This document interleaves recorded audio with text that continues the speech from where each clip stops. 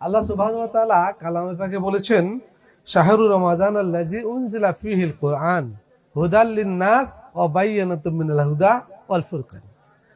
আসলে আল্লাহ রাব্বুল আলামিনের বক্তব্য হলো যে রমজান মাসের গুরুত্ব এই কারণেই যে এই মাসে কোরআন নাজিল করা হয়েছে। আর কোরআনকে যদি আমরা গুরুত্ব না দিই তাহলে রমজানের কোনো গুরুত্ব, কোনো মর্যাদা দেওয়া হলো না। এই জন্য আমাদের কথা হলো যে আমরা কোরআনের গুরুত্বটা আগে দেব। কোরআনকে মাইনাস করে আমরা যত রোজাই করি না কেন সুবিধা আমরা পাবো না। একটা উদাহরণ দেই, যে বর যাত্রী যদি বর ছেড়ে যাত্রীরা মেয়ের বাড়িতে যায়, কনের বাড়িতে যায়, আর তারা যদি বলে যে ভাই বর ছেড়ে আসছে, তোমরা আমাকে কোণে দাও, আমরা নিয়ে যাই, বলেন তো দেখে কোণে কর্তৃপক্ষ কোণে দেবে? কখনো কখনই দেবে না। কোণে কর্তৃপক্ষ বলবে আগে বর চাই।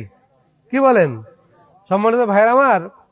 রোজাদারের জন্য আল্লাহ রাব্বুল আলামিন বেহেশতের প্রতিশ্রুতি দিয়েছেন।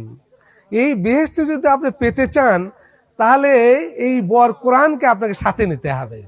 কোরআন ছাড়া এই বেহেশত কখনোই পাওয়া যাবে না।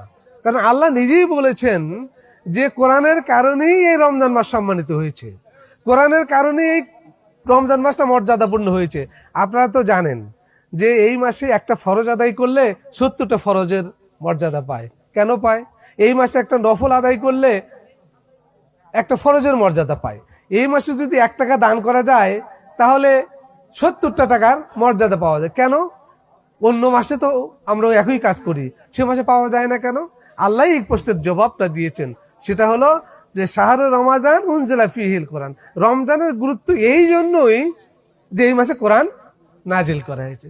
সেই কোরআনকে বাদ দিয়ে যদি আমরা খালি রোজা করি আর নিজেদেরকে জান্নাতের মহাক্কেক মনে করি, এটা কি কখনো সম্ভব হবে? তাই আপনাদের কাছে আমাদের আবেদন, কারণ কথা বেশি বলা যাবে না, তো আপনাদের কাছে আমার আবেদন সেটা হলো যে এই কোরআনকে আমাদেরকে জানতে হবে, কোরআনকে আমাদের বুঝতে হবে, কোরআনকে আমাদের মানতে হবে, এই কোরআনকে আমাদের প্রতিষ্ঠিত করতে হবে।